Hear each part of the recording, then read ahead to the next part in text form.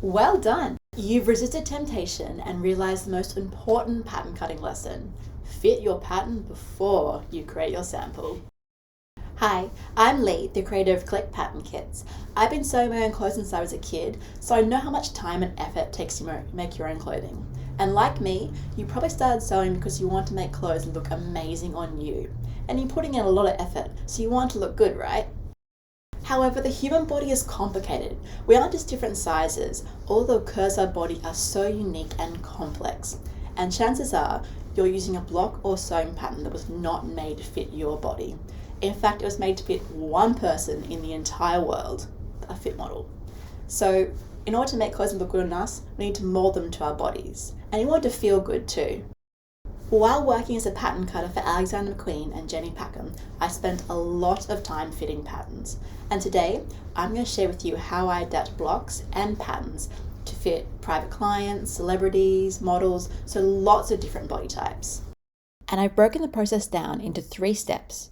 We'll start by comparing our body and block or pattern measurements. We will also talk about ease here and the different types of ease you need to think about. Then I'll show you how to grade your dress block or sewing pattern so it fits you at key points, so your bust, waist and hip. Then we're going to get detailed. I'll show you how to fit specific parts of the body. We're going to cover everything from your shoulders, armholes, bust, to finding your widest point, you name it. And I'm also going to show you where you need to have excess and ease, like in the lower armhole of sleeve designs. And I'll be doing something I've never seen anybody do in demonstration. And to be honest, I'm a bit nervous about doing it in front of you guys on the camera. I'm not sure how it's going to end up, so I'm right here with you. What I'll be doing is I'll be fitting on my sample size 8 mannequin, but one side of my toile will be a size 6 and the other side will be a size 10. Why? So I can show you guys how to make things bigger and smaller. Before we start, remember by taking the time to fit your block or pattern, you've saved yourself a lot of pain and heartache later on, trust me. And I've spent literally months writing and editing this video so that you have everything you need to get the perfect fit. So most people sort of charge for this content, but I'm giving it to you for free because, as you can see on my YouTube channel banner, my goal is to teach you how to make your own patterns for your own designs. And learning how to fit patterns is just don't want to say basic skill, but it's a fundamental skill that you need so that you can make a patterns that look amazing on you. In this demonstration, I'll be using the block from my 1 dart fitted dress kit, which, as you can see, is very fitted and has sleeves, so it's perfect to demonstrate on. If you are interested in pattern cutting, I would really recommend taking some time to create your own block and fit it to your body perfectly. My blocks are a really great base to work from because they keep darts to a minimum, so you don't have to worry about moving them around and getting rid of them when you go to create your designs. So I recommend working from modern blocks like this. And you can purchase mine on my website, clickedpatternkits.com. But you can apply this process and the adjustments to any fitted or partially fitted dress, top or skirt sewing pattern. It does not need to be a block. The first step is to compare your block or pattern and body measurements. I'm keeping it pretty simple and just measuring the bust, waist and hip. This will give you a good guide to make sure you have selected the best pattern or block size and help you get the silhouette close to your shape. A good block or pattern should have the bust, waist and hip lines drawn on it, which makes it really easy to measure. So this is the front of my block, and when I take my measurements, I can just measure along these lines here. So I've got the bust, waist and hip. If your pattern or block doesn't have these lines, there should at least be a notch at the side seam to indicate where these are, and you can use that as a guide to get your measurements. If you don't have the lines, measure the bust at the fullest part of the chest, the waist at the narrowest part, and the hip is about 20 centimeters below the waist on your pattern or block. Write all those block or pattern measurements down and then add your body measurements. If you're fitting the block to your measurements and you haven't measured yourself in a while, measure yourself again. Whenever I see a private client, I will always take their measurements, especially in the lead up to big events like weddings. And anyway, our bodies change so much, so it's good to keep getting the practice of measuring yourself regularly. Accuracy is important, so take your time. Take the measurements against the skin, not over clothing. Make sure the measuring tape is parallel to the floor too. Measuring yourself in front of a mirror can help you check the tape is parallel. And the measuring tape should sit firmly, but not too tight. Also, think about what kind of underwear you're going to be wearing. I will always wear a bra. So if you're the same as me, wear that bra when you take your measurements. Then, write down all your body measurements. Now, work out the difference by subtracting the block or pattern measurements from the body measurements. In this example, the block is bigger than the body. So all mine are negative, but yours might be positive. If you are using a commercial sewing pattern, you can compare your body measurements with the finished garment measurements. But I would still recommend measuring the pattern because the measurements they give you aren't always accurate. Now let's talk about ease. Ease is just the difference, or how much bigger your block or pattern is than your body. So ease allows you to move comfortably and sit down when you're wearing the garment. If the pattern has the exact same measurements as the body, it'll be tight and constrict movement. So, depending on the design, the pattern maker may add some ease to make the garment more comfortable. It depends. It depends on the style, fabric, and whether you're fitting a block or pattern. Let's discuss blocks and patterns first. Blocks are basic, simple patterns that pattern cutters, or you, can use as a base to create lots of different designs. A fashion studio will usually have a couple of different dress, shirt, and trouser blocks that they use, and these blocks keep the design features to a minimum. So they usually just have seams or a couple of darts, just the minimum amount they need to get the desired fit, like the one I'm using for this demonstration. It's designed to be skin tight, so the minimum number of darts you can have is one bust dart on the front and one vertical back dart. Some people add ease to their blocks. I don't, and most of the fashion studios and pattern cutters I've worked with don't either. Why? Because blocks are used to create different styles in different fabrics, and each style and fabric needs different amounts of ease. It's actually much easier to know that your block matches your body measurements or sample measurements exactly, and then when you go to create a different design and pattern, you can then add the ease that you need for that design and for the fabric you're going to use. Patterns, on the other hand, are made for a specific design, so they'll have designed features and style lines, and they'll have the necessary wearing ease and ease necessary for the fabric. So I'm going to spend a bit of time now showing you how to add ease to your block or pattern. Understanding ease and the different types of ease is really important.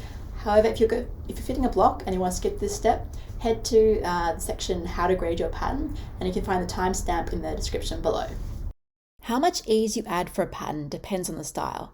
If it's really fitted, you won't need much ease. As a guide, I'd add 4 to 8 centimeters to the body's measurements, but if the style is oversized, you might add 20 to 50 centimeters of ease. It really depends. I know it's not the answer you want, but my best advice would be to think about how you want to feel in the garment you're making, or how you think your customer wants to feel. Do you like looser, more comfortable clothing, or do you want something more figure hugging or supportive? If you want something looser, add more ease. If you want something figure hugging and tight, add less ease. You can also add different amounts of ease to each location of the body. These measurements are just a guide for a very fitted style. The bust has more ease because it's close to the armhole and nobody wants to feel a dress cutting into their underarm. The amount of ease you add will also depend on the type of fabric you're going to use. And in general, I'd say the heavier the fabric, the more it will constrict your body. For fitted styles in very lightweight fabrics, like chiffon, tulle, organza, and mesh, I'd add about 4 centimeters of ease. For lightweight fabrics, like linen, lace, silk, and cotton, I'd add 6 centimeters of ease. For medium weight fabrics, I'd add about 8 centimeters, and for heavy fabrics, I'd add 10 centimeters. So I'm just increasing the ease as the fabric gets heavier. However, sometimes you'll want the fabric to constrict the body. Think of a corset style dress. The corset needs to be tighter than the body to stay upright. And also some people like to have dresses fitted across the bust to give them extra support, or to show off certain parts of their body. If you're a designer, think about how your customer wants to feel and look in the clothes. And if you're making this for you, how do you want to feel? You can literally just grab a measuring tape and sort of put it around your body and just sort of see, this is me putting it against my body, What would an extra centimetre? What would 2 centimetres feel like? What would 4? And sort of, it will be different with the fabric obviously, but you can sort of see how your body can move and how constricted it feels.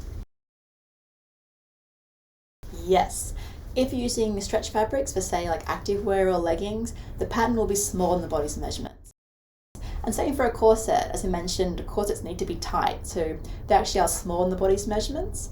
And just a side note, patterns are either made for woven or knit fabric, so don't try and change a woven pattern or block into a stretch one by just subtracting from the side seams. It's a bit more complicated than that. Okay, so that's some background on ease. So let's get back to fitting our block or pattern. As I said, I don't add ease to my blocks, but if you want to, say you're making this block for yourself and you know you'll never wear anything that's figure hugging or super tight, create a new chart and put your body measurements in the left-hand column. Then write the ease you want to add at each location in the center column. Then, in the right column, add the body and ease measurements together to get your total body measurement.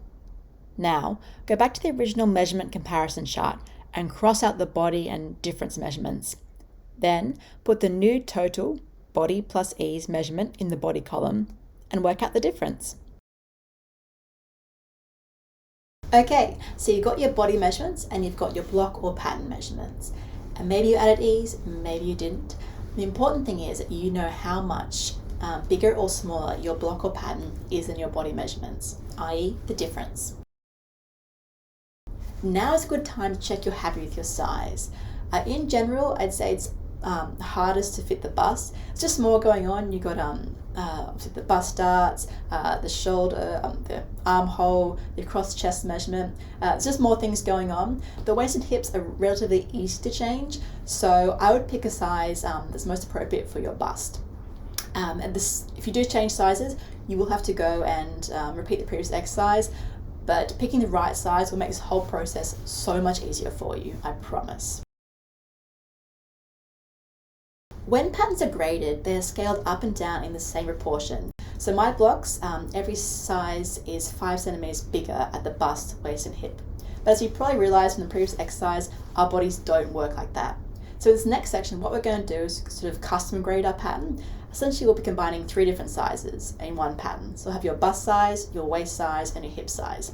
And to do that, all we need to do is add or subtract the difference from the side seam. Here's an example. If my bust difference is minus 5 centimeters, I'll subtract minus 1.25 centimeters from each side seam at the bust. Why did I divide it by 4? Well, minus 5 is the total for the whole body, and I want to distribute it evenly between each of the side seams. So there are 2 side seams, and each side seam has 2 seams. So 2 times 2, 4. So it's minus 5 divided by 4. And I'll do the same for the waist and hip. And you can see I've added 0.75 centimeters to the waist for a total of 3 centimeters, and 1 centimeter to each side seam at the hip for a total of 4 centimeters. Then I've just connected the new points. The lines need to be smooth, and you can use the existing shape of the side seam as a guide when you do this. And now it's time for me to make my strange dual size pattern. So I've also done some size re-evaluation, and upon measuring my mannequin again, I've discovered it's actually in between the size 8 and size 10 of my block. So rather than using a size 6 and a size 10, I'll be using a size 8 and a size 10. So I'm just going to merge these together. Wish me luck. I've got my block and my measurement comparison chart for size 8 and size 10, and I've worked out the difference at the bust, waist, and hip. I'll start with the size 8 and do the back first, because it's easier as it doesn't have a dart. And all I'm doing is marking the new points on the bust, waist, and hip line. The bust size 8 difference was plus 4 centimeters, so I'm making a mark 1 centimeter out. Remember, I need to divide the difference by 4. There was no difference at the waist, so I'll leave that, but the hip was minus 2, so I'll make a mark 0.5 centimeters in. Now that I've got my points, I'll just connect them, creating a nice smooth line and using the existing shape of the side seam as a guide. I always draw lines with my ruler and just rotate it as I go, but you could use a French curve if you want to, or go freehand. If you've had to increase or decrease the bust, the armhole will have to change too. So just continue the seam to create a nice straight line up to the armhole, and make sure the armhole and seam meet at a 90-degree angle, so it looks nice when you sew it. Now let's do the front. I'm just marking the same points again at the bust, waist, and hip, and then connecting them. It gets a bit tricky to draw the seam over the dart leg though, so what I'm doing is marking matching points on the dart legs and then connecting these points with my new marks at the waist and hip. Now we need to true our side seam to check all the notches match and it's the same length, and most importantly, to check the dart. I know from experience they'll need to alter it a bit. The easiest way to check your seams is to simply walk the pieces together, like this. I've got my back piece on top and I'm starting at the waist. And I'm starting at the waist not because it's the middle of the pattern, but because it's the area that I've changed the least. So the notches and seams should match correctly. So wherever you change your pattern the least, start there and then walk your pattern. We don't want to change the height of the armhole, so if you're taking a lot from the armhole, try to curve the armhole line down so it's in line with the original underarm point. All the notches and seam length above the waist are now matching, so now I'll do below the waist. As I move down the side seam, I'll just rotate the top back pattern so the seam is always staying on top of the front side seam underneath. The dart notch on the back doesn't match anymore, so I'll mark where the notch should be. This is where the dart leg is going to finish on the back. Now I'm going to measure up from the hip. As I said, I know from experience that when you change the side seam around a dart, there can be some issues, so I want to check that this section between the waist and the hip is the same length on the back and the front. And I'll draw a notch where the bottom dart leg is finishing on the back. So you can see there is about 1/2 centimeter gap between the two dart notches I've drawn on the back. This means the front is shorter than the back by about 1/2 centimeter. So I need to adjust the dart leg so the front matches the back exactly. If your bottom dart leg notch is higher, so above the top dart leg notch, this means your front is longer than the back. Either way, you need the section to match exactly. So let's adjust the dart legs. I'm just checking the notches I've drawn are correct. Then I'm going to reshape the side seam below the dart so it becomes longer. This will give me the extra 0.5 centimeters length I need. See how the side seam, tongue twister, see how the side seam shape has changed? All this means is that when I drew the new side seam curve, I didn't shape it enough. And this is why it's really important that you true your patterns. Now that I've trued my seams, I can add my seam allowance. It's best to have a bigger, so about 2 centimeter seam allowance on the side seam and if you have a center back seam, so you have a bit more room when you're fitting. All my fitted blocks have 2 centimeter seam allowances. And it's actually a good idea if you're making something special for you that you want to keep forever, so you can adjust it if your body changes. So I'm just drawing a 2 centimeter seam allowance. I need to add some paper up here because I brought the seam out. And I wish I could say I was done, but now I've got to do my size 10 side and the sleeve. And it's the same steps as before. The bust difference wasn't too much. I'm taking a fair bit off the waist and quite a bit off the hip. Then I'll just connect my points and do the same for the front. And you see the waist is getting pretty close to the dart here. After I true the seams and add the seam allowances, I'll then look at my sleeve. And I'm just going to do one sleeve. And because the bust of the size 10 block is closer to my body measurements, I'll use the size 10 sleeve because it will require less adjustments. If you've changed the length of the armhole on the front and back, you'll have to change the sleeve too. The first step is to measure the amount added or subtracted from the armhole on your front and back pattern. Then mark that measurement on your armhole. So if the armhole is 1.2 centimeters smaller, mark a point 1.2 centimeters in from the underarm seam on the underarm line. And if your armhole is bigger, you'd mark that point out. Now blend the new underarm point with the sleeve head and the underarm seam. Before adding your seam allowance, true the armhole by walking the sleeve over the front and back pieces. The top of the sleeve head hasn't changed, so walk from the front or back armhole notch to the bottom of the armhole. If the seams don't match, lengthen or shorten the sleeve armhole till it matches. Now add your seam allowances. Okay, so we've covered a lot, and yes, fitting does take time. However, it is so worth the investment. especially if you're making a block custom made to your measurements. Once you have that block and it fits you really well, it'll make it so much easier for you to create patterns and will involve less fitting of your patterns later on. However, I will say that starting from a good block will make your life so much easier, and you can purchase all the ones I perfected over my career on my website, clickedpatternkits.com. And to continue watching this fitting video, click on the pop-up. In this next stage, I'm going to get really detailed and show you how to fit specific parts of the body perfectly.